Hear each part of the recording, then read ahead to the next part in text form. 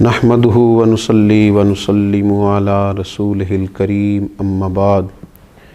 اعوذ باللہ من الشیطان الرجیم بسم اللہ الرحمن الرحیم وَإِن تَعُدُّوا نِعْمَةَ اللَّهِ لَا تُحْصُوهَا صدق اللہ العظیم اللہم صلی علی سیدنا و مولانا محمد معدن الجود والکرم وآلہ وصحبہ وبارک وسلم الصلاۃ والسلام علیک یا سیدی یا رسول اللہ وعلی آلک واصحابک یا سیدی یا حبیب اللہ۔ حمد و صلاۃ کے بعد اللہ تبارک و تعالی نے قرآن مجید میں ارشاد فرمایا ہے کہ وَإِن تَعُدُّوا نِعْمَةَ اللَّهِ لَا تُحْصُوهَا، فرمایا اگر تم اللہ کی نعمتوں کو شمار کرنا چاہو، گننا چاہو تو گن نہیں سکتے۔ اللہ تبارک و تعالی نے تم پر بے پناہ نعمتیں فرمائی ہیں، اور ڈھیر ساری نعمتیں ایسی ہیں جو ظاہری طور پر تمہاری نظر سے پوشیدہ ہیں، لیکن ان کی بھی تمہاری زندگی میں بہت بڑی اہمیت ہے۔ ہم اپنے وجود سے لے کر اپنی سانسوں تک، اپنی سانسوں سے لے کر اپنے رشتوں تک، ماں باپ، بہن بھائی، بچے، اولاد، اگر ان سب چیزوں کو غور سے دیکھیں تو اللہ تعالیٰ نے بے پناہ لاتعداد رحمتوں سے ہمیں مالا مال فرمایا ہے۔ اللہ تبارک و تعالیٰ نے جس شخص کو شعور کی آنکھ کھولنے کی توفیق دی ہے، خیر اور شر میں فرق کی تمیز بخشی ہے، تو اسے بھی اللہ تعالیٰ نے بہت بڑی نعمت عطا فرمائی۔ مالک کریم نے جس شخص کے اعضاء کو سلامت رکھا ہے، اس کی آنکھیں دیکھتی ہیں، اس کے کان سنتے ہیں، اس کے پیر چلتے ہیں، اس کی زبان بولتی ہے، اس کے ہاتھ اپنی بساط کے مطابق کام کرتے ہیں، تو یہ رب کریم کی بہت بڑی نعمتیں اس کے ساتھ شامل ہیں۔ اور پھر اگر اللہ تبارک و تعالیٰ نے اسے دین کی کچھ سمجھ عطا فرمائی ہے، سجدے کا موقع دیا ہے، عبادت کرنے کی توفیق عطا فرمائی ہے، وہ روزہ رکھ لیتا ہے،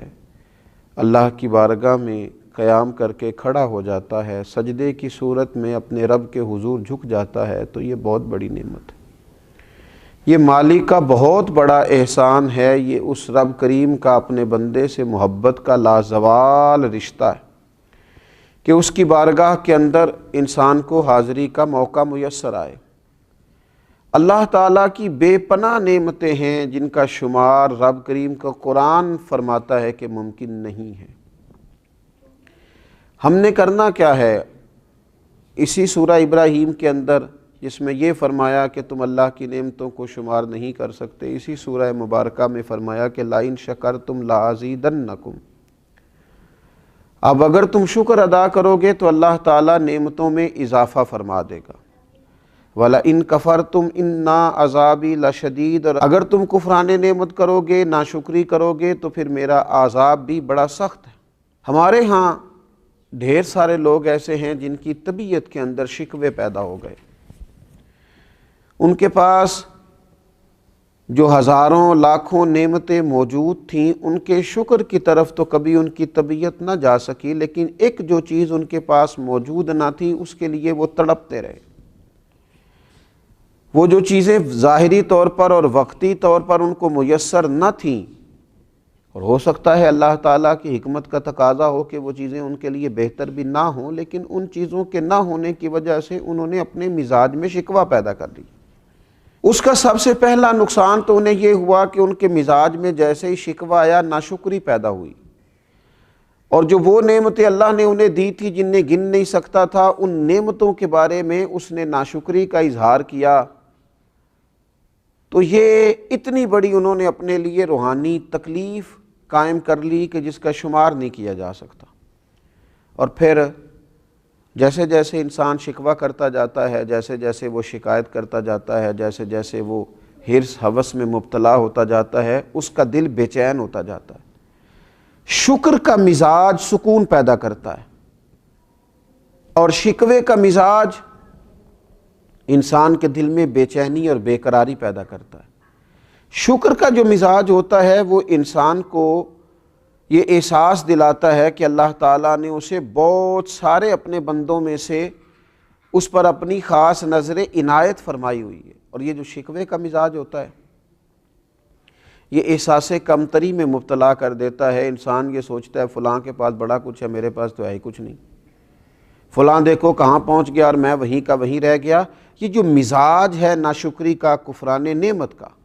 یہ انسان کے دل میں کھٹکتا ہے، بے چین کرتا ہے، لوگوں کے بیچ اپنے آپ کو چھوٹا محسوس کرتا ہے، زندگی کمزوری والی جینے لگ جاتا ہے، حقارت کے ساتھ اپنا وقت گزارتا ہے۔ میرے رسول پاک صلی اللہ تعالیٰ علیہ وآلہ وسلم ہماری اس خوبصورتی کے ساتھ تربیت فرماتے ہیں کہ جو بالکل عین ہمارے شعور کے قریب بات چلی جاتی ہے۔ حضور علیہ السلام نے ارشاد فرمایا، جب تم میں سے کوئی شخص اللہ تعالیٰ کی نعمت کی قدر کرنا چاہے، اپنے اوپر اللہ تعالیٰ کی نعمتوں کا احساس پیدا کرنا چاہے، تو وہ اپنے سے کم درجے کے شخص کو دیکھے، وہ محسوس کرے کہ میری صحت بالکل ٹھیک ہے اور دیکھو فلاں آدمی خدا کی حکمت کے ساتھ اس کے اعضاء پورے نہیں ہیں، کسی کی نظر موجود نہیں ہے، کوئی اپنے قدموں پر صحیح طرح سے چل نہیں پا رہا، کوئی بیچارہ ذہنی طور پر اعصابی طور پر کمزور ہے۔ کبھی پلٹ کر ان لوگوں کو بھی تو دیکھے جن کا قد بہت اونچا ہے، چہرہ بہت خوبصورت ہے اور ان کا وجود بڑا طاقتور ہے، لیکن ان کی پشت پر کپڑے پہ لکھا ہوا ہے کہ اس شخص کا ذہنی توازن ٹھیک نہیں ہے۔ اگر کسی شخص کو مل جائے تو فلاں ایڈریس پر، فلاں پتے پر اس کو پہنچا دیا جائے۔ تو یہ ساری چیزیں اگر زندگی میں سوچی جائیں تو نبی پاک علیہ السلام ہمیں فرماتے ہیں کہ تم اس شخص کو دیکھو جس کو بظاہر اللہ تبارک و تعالیٰ نے تم سے کم چیزیں عطا کی ہیں، اس کو جب دیکھو گے تو مقام شکر پیدا ہوگا، طبیعت کے اندر تمہارے نعمتوں کی قدر پیدا ہوگی، اپنے رب کے ساتھ تمہاری دلچسپیاں بڑھیں گی۔ اور حضور علیہ السلام ارشاد فرماتے ہیں اس شخص کو چاہیے کہ وہ اپنے سے بڑے درجے کے آدمی کو کبھی نہ دیکھے، وہ اس طرف توجہ کبھی نہ کرے کہ دیکھو یہ آدمی کہاں پہنچ گیا ہے، میں کہاں رہ گیا ہوں، اس کے پاس کتنا مال آ گیا، کتنی دولت آ گئی، اقتدار آ گیا، فلاں چیز آ گئی۔ ان چیزوں میں جتنا زیادہ الجھتا جائے گا مزاج میں ناشکری پیدا ہوگی، طبیعت میں تکلیف آئے گی، اعصاب شکن تک چیزیں پیدا ہو جائیں گی، اس کا دل بے چین رہے گا، طبیعت بے قرار رہے گی۔ تو جو اللہ نے دیا ہے اس پر جو لوگ خوش رہتے ہیں، سادہ معنی یہ ہے کہ دنیا میں خوش وہ ہے جو اپنے نصیب سے خوش ہے، دنیا میں خوش وہ ہے جو اپنے رب کی عطا پہ خوش ہے، دنیا میں خوش وہ ہے جس کو اللہ تعالیٰ نے جہاں کھڑا کیا ہے وہاں وہ پورے ذوق شوق سے کھڑا ہو گیا، وہ آدمی دنیا میں بڑا خوش ہے۔ تو اپنی زندگی میں جب مزاج شکر پیدا کیا جائے، آپ دیکھیے انبیاء کرام علیہم السلام کے شکر کرنے کا کیا انداز ہے، وہ کس طرح شکر ادا کرتے ہیں۔ حضرت سیدنا داؤد علیہ السلام اپنے رب کریم کی بارگاہ میں عرض کرتے ہیں، کہتے ہیں اے اللہ میں تیرا شکر کیسے ادا کروں، تو مجھ پر نعمت کرتا ہے، میں اس کا شکر ادا کرتا ہوں تو ایک نعمت اور فرما دیتا ہے، میں اس کا شکر ادا کرتا ہوں تو اور نعمت ادا کر دیتا ہے۔ مالک تیری نعمت پر نعمت، فضل پر فضل، عطا پر عطا، کرم پر کرم ہوتا جاتا ہے، تو میں تو ڈھونڈتا رہتا ہوں کس نعمت کا شکر ادا کروں۔ حضرت داؤد نے جب یہ بات کی تو رب کریم نے فرمایا داؤد اب تم اپنے رب کو پہچان گئے ہو، اب تم نے اپنے مالک کا شکر ادا کیا ہے۔ حضرت موسیٰ علیہ السلام اپنے رب کریم کی بارگاہ میں عرض کرتے ہیں اے رب میں تیرا شکر کیسے ادا کروں جبکہ تیری سب سے چھوٹی نعمت جو میرے اوپر ہے اس کے لیے بھی اگر میں ساری عمر عبادت کرتا رہوں تو میں اس نعمت کا حق ادا نہیں کر سکتا۔ تو اللہ تبارک و تعالیٰ نے وہی فرمایا اب تم نے میرا شکر ادا کیا ہے، اب تم اس مقام پہ آئے ہو کہ جہاں تم نے شکر ادا کیا ہے۔ تو حضرت نوح علیہ السلام کا طریقہ یہ تھا، اللہ نے انہیں عبد شکور کہا ہے نا، شکر گزار بندہ، تو ان کا طریقہ یہ تھا کہ جب کوئی چیز کھاتے تو کہتے الحمدللہ،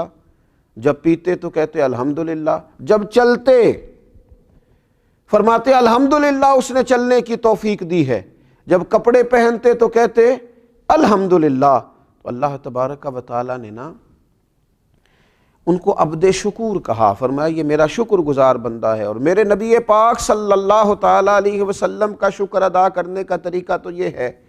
کہ سیدہ عائشہ صدیقہ رضی اللہ تعالیٰ عنہ فرماتی ہیں کہ رسول پاک صلی اللہ تعالیٰ علیہ وسلم ساری رات کھڑے ہیں نماز کے لیے، اور اتنا کھڑے ہیں کہ حضور کے مقدس قدمین شریفین میں ورم آ گئے۔ میں نے عرض کی یا رسول اللہ صلی اللہ تعالیٰ علیہ وسلم، آپ کے صدقے اللہ اگلے پچھلوں کو معاف فرمائے گا، اتنی مشقت کیوں کرتے ہیں؟ تو فرمایا افلا اکون عبدا شکورا، میں اپنے رب کا شکر گزار بندہ نہ بنوں؟ یہ تو میں اس کی بارگاہ میں شکر کے لیے کھڑا ہوں۔ تو یہ انبیاء کرام علیہم السلام کا شکر دیکھیں، رسول رحمت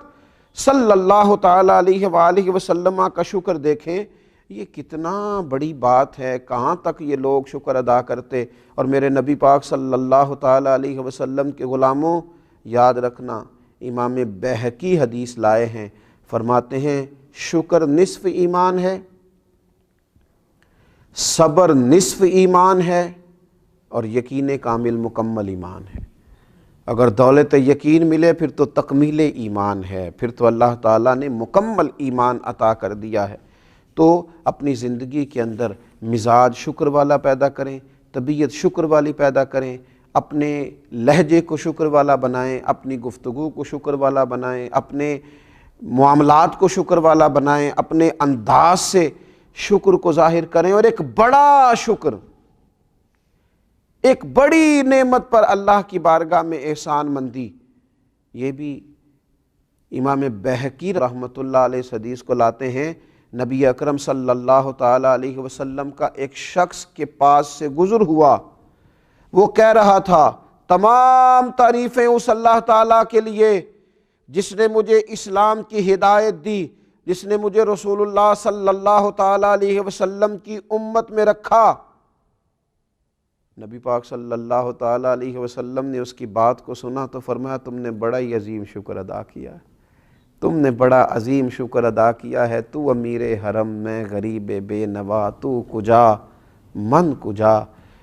ان کا دیوانہ ہوں ان کا مجذوب ہوں، اور لوگوں کیا یہ کم ہے کہ میں ان سے منسوب ہوں۔ فرمایا یہ تم نے عظیم شکر ادا کیا ہے اس نعمت پر کہ اللہ نے اسلام کی توفیق دی اور نبی پاک علیہ الصلاۃ والسلام کا امتی بنایا۔ تو یہ ناشکری روحانی بیماری ہے، اور شکر کرنا یہ اس بیماری کا علاج ہے۔ ناشکری دل کو تکلیف دیتی ہے اور شکر بندے کے دل کو ٹھنڈا کرتا ہے۔ اللہ تعالی ہمیشہ شکر گزار بندہ بننے کی توفیق عطا فرمائے۔ وما علینا الا البلاغ۔